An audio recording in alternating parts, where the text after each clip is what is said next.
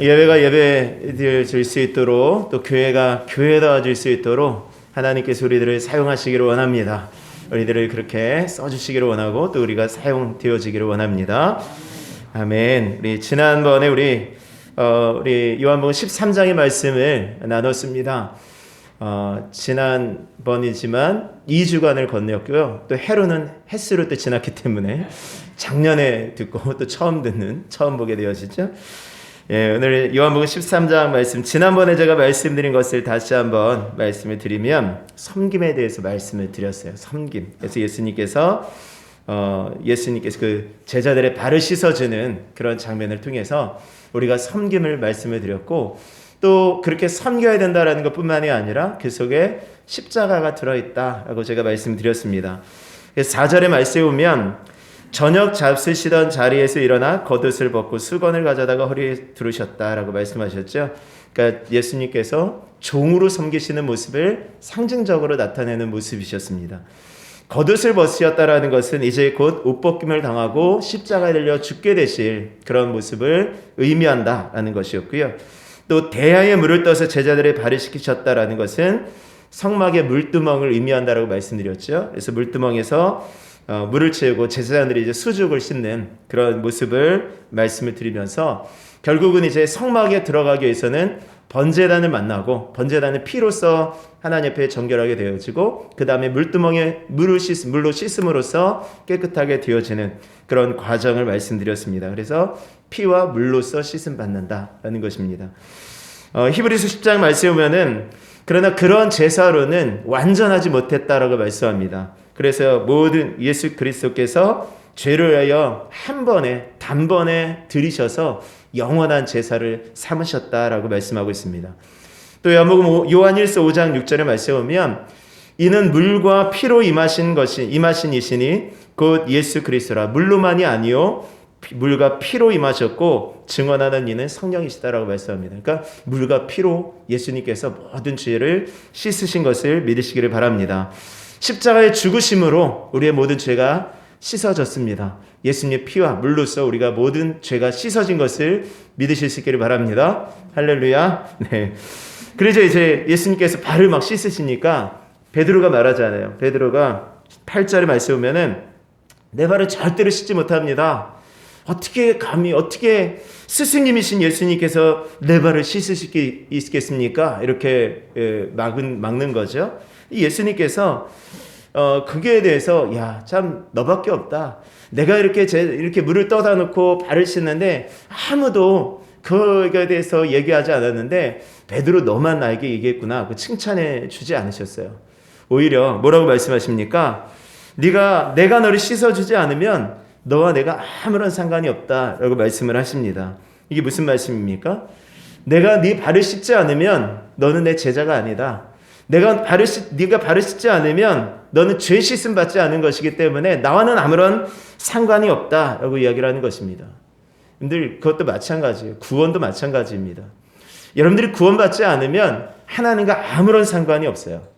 여러분들이 어떤 선한 일을 많이 하고 어떤 착한 일을 많이 하고 인생에 크나큰 성공을 거뒀을지라도 죄 씻음 받지 않으면 예수 그리스도의 보혈로 구원받지 않았으면 여러분들 하나님과의 아무런 관계가 없는 것입니다. 근데 이것을 잘 모르는 사람들이 있어요. 왜 구원은 어떻게 보면은 선물이지 않습니까? 하나님께서 우리들에게 주신 선물이에요. 선물은 어떻게 하면 되는 거죠? 받으면 되는 거예요. 감사합니다 하고 받으면 되는 것입니다. 이 선물을 주는 분이 그 선물을 이제 주는 그 의미가 되어 있는 것입니다. 감사함으로 받으면 되는데 거기에 대해서 내가 어떻게 이런 거를 받을 수 있느냐, 나는 주면 줬지 받고 살지 못한다 하면서 꼭 안 받으시려는 분들이 있습니다. 그러니까 그런 구원은 받으시면 되는 거예요. 받으시면. 여러분들 구원 받으셨습니까? 예, 아멘. 구원 받으셨죠? 예수 그리스도의 보혈로 말미암아서 우리가 전부 주의 씻음을 받고 이제 그것으로 인하여서 우리가 그날에 하나님 나라에 가게 되어질 것을 여러분들이 믿으실 수 있기를 바랍니다. 여러분들이 이 발을 씻어주신다는 것이 바로 그 십자가의 씻음이라고 생각할 수 있다라고 말씀드렸습니다. 자, 이제 오늘 본문으로 다시 돌아가면 12절의 말씀이 이렇게 시작하죠. 그들의 발을 씻으신 후에 옷을 입으시고 다시 앉아 그들에게 이르시되 내가 너희에게 행한 것을 너희가 아느냐 말씀하십니다. 예수님께서 옷을 벗고 발을 씻으신 다음에 다시 옷을 입으셨어요. 예수님께서 십자가에 달려 들어가실 때 옷을 벗김을 당하고 십자가에 달려 들어가시죠. 그리고 다시 옷을 입으시고 이제 하늘 보좌에 올라가셨다라는 것입니다. 히브리서 12장 2절에도 말씀하십니다. 하나님 보좌 우편에 앉으셨다라고 말씀하는 거예요. 그러니까 이 모습을 그렇게 생각하시면 될 것 같습니다. 자, 이렇게 예수 그리스도로 옷을 입고 이제 예수 그리스도의 보혈로 씻음을 받고 이제 죄의 씻음을 받은 사람들이 어떻게 살아가야 될 것인가를 예수님께서 이제 말씀하시는 것입니다. 자, 13절, 14절, 15절까지 한번 읽겠습니다. 자, 13장 13절에서 15절 말씀까지 우리 함께 읽습니다. 시작. 너희가 나를 선생이라 또는 주라 하니 너희 말이 옳도다. 내가 그러하다. 내가 주와 또는 선생이 되어 너희 발을 씻었으니 너희도 서로 발을 씻어주는 것이 옳으니라. 내가 너희에게 행한 것 같이 너희도 행하게 하려 하여 본을 보였노라. 아멘. 이제 예수님께서 이제 비로소 더 관계가 깊어진 제자들에게 말씀해 주시는 거예요. 너희가 나를 선생이라고 하지, 너희가 나를 주인이라고 하지, 그 말이 맞다.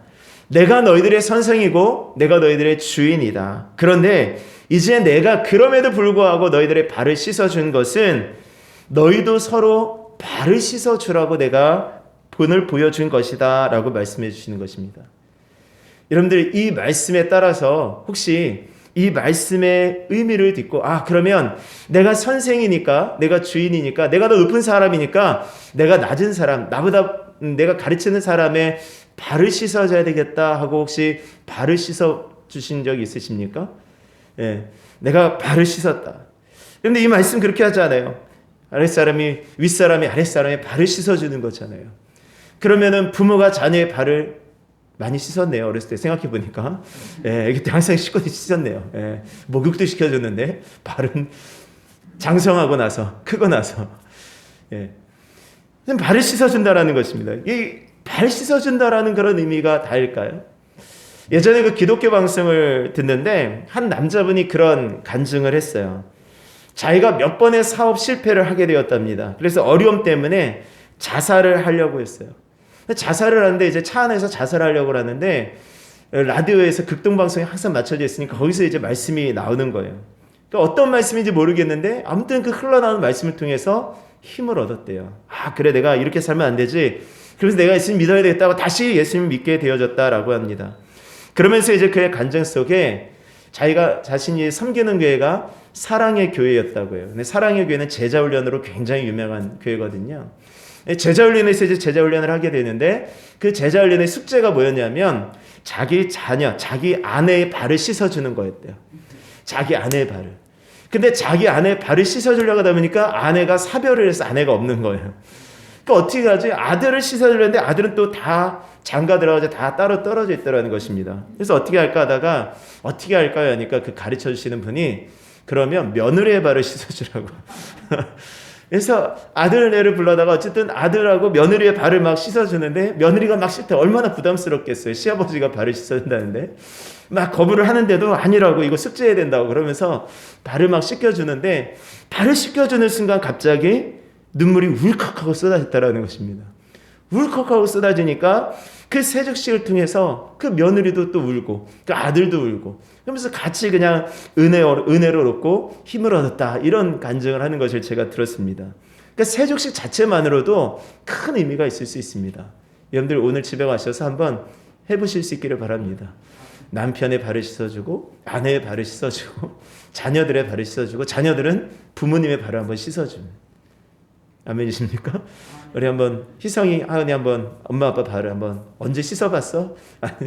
한번 이렇게 씻어보는 한번 그것을 통해서 어떠한 그 은혜를 주시는지 한번 좀 경험해 보실 수 있기를 바랍니다. 세족식 자체만으로도 큰 은혜가 되어지겠지요. 근데 그렇게 너희는 서로 발을 씻어줘라 이렇게만 말씀하신 것이 아니라는 것이죠. 너희는 발만 씻어주라 그것이 아닙니다. 너희도 이렇게 하라 라고 말씀하신 것은요, 내가 너희에게 행한 것 같이 너희도 행하게 하려 하여 본을 보였다라는 것은요, 단순히 세족식만을 의미하는 것이 아니라 세족식이 어떤 의미가 있다 그랬습니까? 금방 전에요. 십자가의 의미가 있다라고 말씀드리지 않았습니까? 본을 보였다라는 것은 너희도 십자가를 지며 살라라는 것을 우리들에게 말씀해 주시는 거예요. 누가복음 9장 23절에 말씀합니다. 또 무리에게 이르시되 아무든지 나를 따라오려거든 너희 나를 믿으려고 하니? 너 나를 믿고 싶니? 라고 하면 자기를 부인하고 날마다 제 십자가를 지고 나를 따를 것이니라 라고 말씀하셨어요. 예수님이 우리의 십자가를 지고 주님을 따라가는 것입니다. 십자가의 삶을 우리 주님께서 요구하셨다라는 것입니다. 그 십자가의 삶을 따라가는 제자들이 또 다른 제자들에게 내가 주님을 따라가는 것처럼 너희도 나를 따라와야 된다라고 말씀하시는 것입니다. 여러분들 아이들이 우리 학생들 초등학생들이 자석에 대해서 배우잖아요. 자석은 철을 끌어당기는 힘이 있죠. 근데 철이 무더기로 있으면 그 철이 같이 따라 올라오죠. 이해가 되십니까? 쭉 같이 올라오잖아요. 클립 같은 거 하면 하나만 딸랑하는 것이 아니라 그 클립에 붙어서 같이 막 붙어 오더라고요. 여러분들 그런 것으로 생각하시면 내가 예수 그리스도의 제자라고 한다면 내가 주님을 따라간다면 누군가 나를 보고 따라오는데 나를 붙잡고 따라오는 거예요. 결국 누구에게 붙어가는 거예요? 예수님께 따라가는 것입니다. 오늘 올 한 해 2022년 한 해가 나를 통해서 누군가 예수님을 만나게 되어진 예수님을 따라갈 수 있는 그런 본이 되어지는 귀한 삶이 되실 수 있기를 원합니다. 예수님께서 말씀하셨잖아요. 내가 행한 것 같이 너희도 행하게 하려 하여. 내가 행한 것이 무엇이냐? 내가 왜 이것을 행했는가? 너희도 행하게 하려 하여. 너희도 행하게 하려고 내가 본을 보였다라고 말씀해 주시는 것입니다. 그러니까 고린도 교회를 향하여서 사도 바울은 고린도전서 11장 1절에 내가 그리스도를 본받는 자 된 것 같이 너희는 나를 본받는 자가 되라 라고 말씀하셨어요. 내가 그리스도를 본받는 자 된 것 같이 너희는 나를 본받는 자가 되라. 그렇게 본받는 것입니다. 그래서 여러분들 예수님 눈에 안 보이잖아요. 하나님 눈에 보이지 않지 않습니까? 믿지 않는 사람들이 하나님이 어디 있어? 하나님 한번 보여줘 라고 할 때 여러분들이 누군가 저기 있잖아. 저분이 바로 하나님 믿는 사람이야 라고 가르칠 때 바로 그런 사람이 되실 수 있는 은혜가 있기를 원합니다. 그런 믿음의 사람이 모델이 있어야죠. 오늘 본이라는 것은 예잖아요. 예. 내가 본을 보였던 것은 너희도 본을 보이려고 너희도 그렇게 예로 그리스도를 믿는 사람다운 그 예 모델로 살아가라라는 것이지 않습니까? 오늘 한 해 여러분들이 그리스도를 본받는 그 본이 되어지는 삶이 되어지실 수 있기를 원합니다. 자, 십자가의 삶이다라는 것입니다. 십자가의 삶. 예수님이 빌립보서 3장의 말씀에 보면은 내가 그리스도의 부활과 권능과 그 고난에 참여함을 알고자 하여 그 죽으심을 본받아 어떻게 해서든지 죽은 자 가운데서 부활에 이르려 하노니. 이 사도 바울은요 죽으심까지 내가 본받고자 한다라고 고백하고 있습니다. 죽으심을 본받아서 예수님의 부활까지 내가 같이 따라하기를 원한다라고 이야기를 하는 것입니다. 예수님께서 원하시는 삶이 사실은 그런 어떤 믿는 자의 삶이었다라는 것이죠. 예수님의 삶은 그 자체가 본이 되어주시는 삶이었습니다. 그 걸음 자체가 예수님을 따라가야 되는 그 걸음이었어요.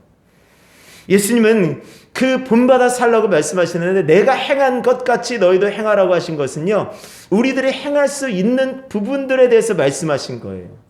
예수님께서 무리를 걸어가시면서 너희도 무리를 걸어야 된다라고 말씀하지 않으셨어요. 예수님께서 물고기 2마리 보리떡 5개로 5,000명을 먹이시면서 너희도 그렇게 오병이어의 기적을 베풀어야 된다라고 말씀하지 않으셨다는 것입니다. 너희도 그렇게 본을 삼아서 나처럼 해라 라고 하지 않으셨어요. 죽은 자를 일으키시면서 너희도 나처럼 죽은 자를 일으켜라 라고 그것을 본으로 삼으라고 말씀하지는 않으셨어요. 예수님은 우리가 할 수 있는 부분들 십자가를 지는 것 그것을 말씀해 주셨다는 것입니다.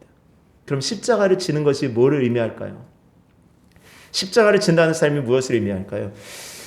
제가 굉장히 충격적인 어떤 사건 예전에 보았던 기억나는 것이 문경 십자가 사건이라는 것이 있었어요. 혹시 아시는 분이 계실지 모르겠지만 문경이라는 지역에 뭐 탄광촌인가 어디 채석장 같은 데인데 아무튼 그 산에 깎아놓은 그 산에서 어떤 사람이 십자가들을 죽은 그 시체로 발견됐어요.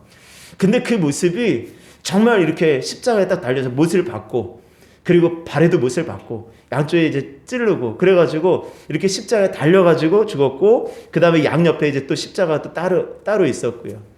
근데 그 사건이 결국은 자살로 판결이 났습니다.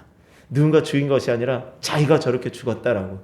근데 그 정황상 그런 것들이 너무너무 있었던 거죠. 자살로 할 수 있을 만한 증거들이 너무 많이 있었던 거예요.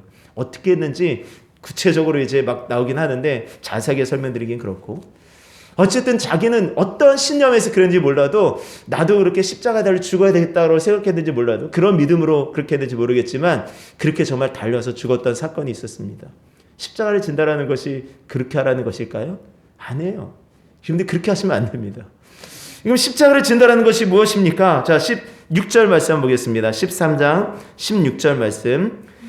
내가 진실로 진실로 너희에게 이르노니 중이 주인보다 크지 못하고 보냄을 받은 자가 보낸 자보다 크지 못하나니 라고 말씀합니다.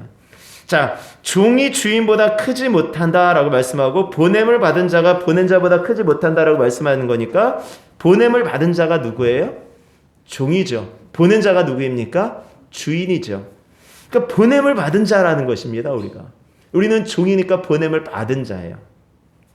교회의 정의가 뭐죠? 교회가 무엇입니까? 교회가 뭘까요? 여러 가지 정의가 있습니다. 고린도전서 1장 2절의 말씀에서도 정의를 찾을 수 있고요. 근데 대략적인 어떤 정의를 말씀을 드리면, 교회는 세상으로부터 부름받은 하나님의 백성들의 모임이에요. 세상으로부터 부름받은 하나님의 백성들의 모임. 그리고 교회는 세상으로 보냄받은 그리스도의 제자들의 모임이에요. 세상으로부터 부름받은 하나님의 백성들의 모임이고, 세상으로 보냄받은 그리스도의 제자들의 모임이에요. 그러니까 우리가 뭐라는 것입니까? 교회다라는 것이, 그것이 교회이고, 오늘 여기서 말씀하신 보냄을 받은 자들이 바로 우리들이다라는 것입니다. 우리들. 자, 그러면 이 보냄을 받은 자는 어떠한 삶을 살아가야 되는가? 십자가를 지는 삶은 어떤 것인가 보겠습니다. 자, 우리 한번 말씀 한 자만 찾아볼까요? 고린도 후서 5장 17절 말씀 보겠습니다. 고린도 후서 5장 17절.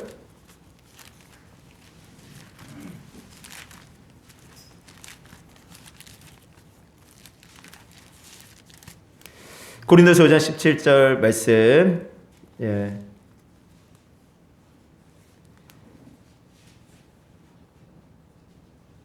자, 읽습니다. 시작. 그런즉 누구든지 그리스도 안에 있으면 새로운 피조물이라, 이전 것은 지나갔으니 보라 새 것이 되었도다. 아멘. 이 말씀 너무 잘하는 말씀이죠. 우리는 새 것이 되었습니다. 우리는 새 것이 되었는데 중요한 새 것이에요. 이게 뭐가 새 것인지 모르는 거예요. 우리가 이 한 절만 딸딸 외우면은 잘 이해가 안 돼요. 근데 여기에 조금 더 위로 올라가서 여러분들 15절의 말씀을 한번 보세요. 15절의 말씀. 우리가 어떤 새 것이 되어야 되는지 보겠습니다. 자, 고린도후서 5장 15절 시작. 그가 모든 사람을 대신하여 죽으심은 살아있는 자들로 하여금 다시는 그들 자신을 위하여 살지 않고 오직 그들을 대신하여 죽었다가 다시 살아나신 이를 위하여 살게 하려 함이라. 아멘. 무슨 말씀입니까? 새 것이라는 것이 어떤 것이에요? 우리가 새 것이 되었습니다. 이전 것 지나가고 새로운 피조물이 되었어요. 새로운 피조물로서 어떻게 살으라는 것입니까? 이제는 다시는 우리 자신을 위하여 살지 않고 우리를 위하여 죽으신, 십자가에 죽으신 예수 그리스도를 위하여 살아가라라는 것입니다. 이것이 십자가를 지는 삶이다라는 것이죠. 이것이 십자가를 지는 삶입니다. 주님을 위하여 살아가는 것이에요. 올 한 해 여러분들이 우리가 주님을 위하여 살아갈 수 있는, 우리 예수님을 위하여 살아갈 수 있는 한 해가 되어질 수 있기를 바랍니다. 십자가를 지는 삶이 어떤 것입니까? 요한 1서 2장 15절의 말씀 보니까 너희는 이 세상이나 세상에 있는 것들을 사랑하지 말라. 누구든지 세상을 사랑하면 하나님의 사랑이 그 안에 있지 않다라고 말씀하셨어요. 세상 사랑하지 않는다. 여기서 말하는 세상은 뭐예요? 죄악된 어떤 세상을 말하는 거죠. 죄악된 어떤 세상들. 그 세상을 사랑하지 말라라는 것입니다. 로마서 12장 2절의 말씀에도 너희는 이 세대를 본받지 말고 오직 마음을 새롭게 함으로 변화를 받아 하나님의 선하시고 기뻐하시고 온전하신 뜻이 무엇인지 구별해라 라고 말씀하시요. 이 세대 본받지 말아라. 이 세대 따라가지 말아라. 이 세상 살아가지 말아라. 그리고 십자가 바라보며 주님을 위해 살아가라. 이것이 십자가를 지는 삶인 것을 여러분들이 믿으실 수 있기를 바랍니다. 그럼 우리가 어떻게 살아가야 될까요? 십자가를 지는 삶. 우리 이 세대를 사랑하지 않고 주님을 따라간다는 것이 과연 무엇입니까? 제가 정말 말씀을 은혜를 받을 때요. 제가 아이들이 어렸을 때인데 어느 때까지 제가 갔었냐면 너무너무 하나님께서 부어주신 은혜가 너무 큰데 죄 짓고 살아가는 것이 너무 두려운 거예요. 두려워서 제 아내에게 우리 저기 시골에 아무도 살지 않는 곳에 가서 우리 살까? 그런 얘기도 했어요. 우리 아이들 아직까지 순수하고 말씀 가르쳐주면 저 때묻지 않고 싹싹 받아들이는 저 아이들이 학교 다니면서 이렇게 친구들하고 어울리면서 이 죄짓고 이러는 것들이 너무 두려운 거예요. 학교 가기 전에. 그러니까 그런 것이 너무 두려우니까 우리 그렇게 하면 살까? 산속에 가가지고 우리 아무도 만나지 않고 이렇게 살아갈까? 이렇게까지 얘기했었어요. 너무너무 너무 그랬어요. 그런 것이 아니죠. 수도원적인 어떤 삶 이렇게 들어가가지고 거기서 살면 좋을 것 같죠. 물론 그렇게 살아가는 것도 하나의 어떤 방법이 될 수 있겠지만 그러나 십자가의 삶이라는 것은 그 세상을 떠나라는 것이 아니에요. 그 세상과 구별된 그 세상을 떠나서 넌 따로 살아. 이것이 산속으로 들어가고 사람이 살지 않는 곳에 너희끼리만 살아라. 이것이 아닙니다. 오히려 십자가의 삶이란 세상 속으로 들어가는 거예요. 세상으로 보냄받은, 아멘이시죠? 세상으로 보냄받은 그리스도의 제자들이 될 거예요. 세상으로 보내는 것입니다. 요한복음 17장 18절의 말씀에 아버지께서 나를 세상에 보내신 것 같이 나도 그들을 세상에 보내었고 하나님께서 예수 그리스도를 이 세상에 보내신 것처럼 예수님은 우리들을 제자로 삼아서 세상으로 다시 보내는 것입니다. 오늘 우리가 모여서 함께 저 세상 가운데 구별돼서 하나님을 예배하고 이 자리에 계속해서 일주일 동안 살지 않는 것은 또다시 세상으로 가야 되는 이유는 무엇입니까? 이제 세상으로 우리가 보냄을 받기 때문에 그런 거예요. 세상으로 보냄받는 것입니다. 세상으로 보냄받는 것이 뭐예요? 세상으로 간다라는 것이 무엇입니까? 그곳에 가서 저들과 똑같이 살아가라는 것이 아니지 않습니까? 자, 사도행전 1장 8절의 말씀. 우리가 너무 잘 아는 말씀이죠. 오직 성령이 너희에게 임하시면 너희가 권능을 받고 예루살렘과 온 유대와 사마리아와 땅끝까지 이르러 내 증인이 되리라. 할렐루야. 내 증인이 되는 삶, 예수 그리스도의 증인이 되는 삶이 바로 십자가를 지는 삶이다라는 것입니다. 예수 그리스도를 전하는 삶이 십자가를 지고 가는 삶인 거예요. 그 말씀을 따라 살아가고요. 그 말씀으로 본을 보여주며 살아가는 것입니다. 근데 우리의 힘으로 되지 않는 거죠. 오직 성령이 너희에게 임하시면이라는 전제 조건이 있는 것입니다. 우리가 무작정 세상으로 나가는 것이 아니라 성령이 우리 가운데 임하시고 나가는 것이 맞습니다. 여러분들 성령을 받으셨습니까? 우리 안에 성령이 계신 것을 믿으십니까? 그럼 여러분들이 증인의 삶을 살아가셔야 되는 거예요. 성령이 너희에게 임하시면 너희가 권능을 받고 증인이 되리라라고 말씀하신 것입니다. 요한복음 20장 21절에서 22절에 예수님께서 말씀하십니다. 아버지께서 나를 보내신 것 같이 나도 너희를 보내노니, 그리고 이 말씀을 하시고 그들을 향해서 숨을 내쉬며 하고 숨을 내셨대요. 성령을 받으라. 성령은 숨이에요. 숨. 성령이 숨입니다. 그래서 성령이 내 안에 임하실 때 우리가 숨 쉬는 거예요. 내가 새로운 생명이 되어지고요. 그리고 새로운 영혼이, 새로운 이 생명이 되어지는 것이죠. 그래서 살아나서 복음을 증거할 수 있게 되어지는 것입니다. 중요한 것은 내가 노력해서 되어지는 것이 아니에요. 오늘 이 제자들도 열심히 예수님 따라다녔습니다. 근데 결정적인 순간에 어떻게 했어요? 다 도망갔어요. 성령을 받기 전에는. 내가 주님을 위해서 목숨 버리겠다라고 외쳤던 그 모든 제자들이 다 떠나갔습니다. 다 도망갔어요. 더군다나 베드로 같은 경우는 예수님을 3번씩이나 모른다고, 난 예수님 알지도 못해요 라고 외쳤다라는 것입니다. 그런데 그들에게 성령이 임하시니까 어떻게 되죠? 나가서 복음을 증거하는 거예요. 위협 속에 너 예수님의 부활 증거하지 마라 위협하는데 불구하고 그들을 향하여서 내가 너희 말 듣는 것이 좋겠냐 아니면 하나님 말씀 듣는 것이 좋겠냐 하면서 담대하게 복음을 증거하고요. 매를 맞아도 예수 이름에 그 이름의 능력을 다하는 것으로 합당한 자로 여기심을 받는 것에 기뻐하였더라 라고 말씀하고 있습니다. 오늘 올 한 해 여러분들이 삶으로 여러분들의 성령으로 복음을 증거할 수 있는 증인의 삶을 사실 수 있는 그 은혜가 있기를 원합니다. 결단하시고요. 저는 여러분들에게 그리고 저에게 도전 드리고 싶습니다. 올 한 해 2022년 한 해 최소한 한 명의 영혼을 주님께로 인도하여 드리자. 아멘. 한 명의 영혼을 교회를 데려오라는 것이 아닙니다. 교회를 데려올 수 있으면 좋지만 여러분들의 삶 속에서 교회를 너무 멀면 못 데려오잖아요. 여러분들의 삶 속에서 내가 복음으로 내가 삶으로 복음을 증거해서 그들에게 복음을 증거하는 거예요. 그럼 어떻게 살아가야 될까요? 어떻게 살아가야 되겠습니까? 예수님 닮아가며 살아가야 되지 않겠어요? 고린도서 2장 15절에서 16절의 말씀이 이렇게 말씀합니다. 우리는 구원받는 자들에게나 망하는 자들에게나 하나님 앞에서 그리스도의 향기니 이 사람에게는 사망으로부터 사망에 이르게 하는 냄새요 저 사람에게는 생명으로 생명에 이르게 하는 냄새다라고 말씀합니다. 누가 이를 감당하리요? 우리는 그리스도의 향기예요. 향기는요 내가 감추려고 해서 감춰지는 것이 아닙니다. 그냥 뿜어져 나오는 것이 향기 아닙니까? 여러분들 향수 쓰시잖아요. 향수를 쓰면 어떻게 돼요? 그 향수 냄새가 계속 가잖아요. 내가 가는 곳마다 그 향수 냄새가 나잖아요. 제가 대학교 다닐 때 그 향수라는 것을 처음 봤어요. 딱 뭔가가 있더라고요. 그래서 저는 그 향수가 향수인지 모르고 스킨인 줄 알았어요. 그래서 뿌려가지고 하는데 계속 얼굴에 발랐단 말이죠. 얼굴에 발랐는데 이게 향수는 이렇게 하면은 금방금방 날아가니까 이게 잘 안 모아져요. 더 엄청 많이 해가지고 얼굴에다 발랐어요. 한 며칠 가더라고요. 얼굴에서 향수가. 향내가 엄청 오래 갔어요. 예, 오래 가는 거예요. 그리스의 향기입니다. 그리스의 향기.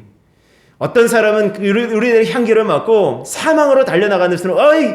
예수님 믿는 소리 하지 마. 그런 소리 하지 마. 하고 사망으로 가는 사람도 있겠지만 어떤 사람 생명으로 하나님께서 택하신 자들은 우리가 뿜어대는 향기를 통하여서 주님께로 다가오게 되어지는 주님을 만나게 되어지는 은혜가 있게 되어질 것을 믿으실 수 있기를 바랍니다. 또 고린도후서 3장 2절에 말씀하면은 너희는 그리스도의 편지라고 말씀해요. 편지. 우리도 모르게 뭐라고 그래 우리의 삶을 바라보면 주변에 믿지 않는 사람들이 예수 믿는 사람들이 저런 거구나라고 그 편지를 읽게 되어진다라는 것입니다. 여러분들 그리스도의 편지입니다. 편지. 우리도 모르게 삶으로 다 쓰고 다니고 있어요. 다 쓰고 다니고 있어요. 토레이 목사님에게 어떤 청년이 와서 묻습니다. 목사님, 성경 번역 성경이 참 많습니다. 우리도 많지 않습니까? 이 번역 성경이 참 많은데 어떤 번역 성경이 가장 좋습니까? 이렇게 물었대요. 그랬더니 그 토레이 목사님이 당신의 삶으로 번역한 성경이 제일 좋습니다. 라고 얘기했어요. 여러분들의 삶으로 번역한 성경, 2022년 동안에 여러분도 모르게 쓰고 계시는 거예요. 그 쓰고 계시는 것들을 통하여서 주님께로 나오게 되어지는 많은 영혼들이 있게 되어지기를 기대하고 소망합니다. 우리가 십자가를 진다라는 것은요, 우리가 깨어지는 거예요. 자, 고린도서 4장 7절에 말씀이면 우리가 이 보배를 질그릇에 가졌으니 이는 심히 큰 능력은 하나님께 있고 우리에게 있지 아니함을 알게 하려 함이다 라고 말씀합니다. 질그릇, 이 질그릇 같은 우리의 질그릇 보잘것 없잖아요. 차르그릇 그냥 대충 만든 그릇 아닙니까? 근데 질그릇 안에 보배이신 그리스도 예수가 계시다라는 것입니다. 그래서 우리가 깨지면 깨질수록 그 보배이신 예수님이 드러나는 것입니다. 우리의 자존심이 깨지고 우리의 성질이 깨지고 우리의 모든 욕심이 깨지고 우리의 모든 정욕이 깨어질 때 우리의 모든 육신적인 자아가 깨어질 때 우리 속에 계신 그리스도는 더욱더 드러나게 되어질 것을 여러분들이 믿으실 수 있기를 바랍니다. 오늘 그러한 본을 삼아 살아가십시다.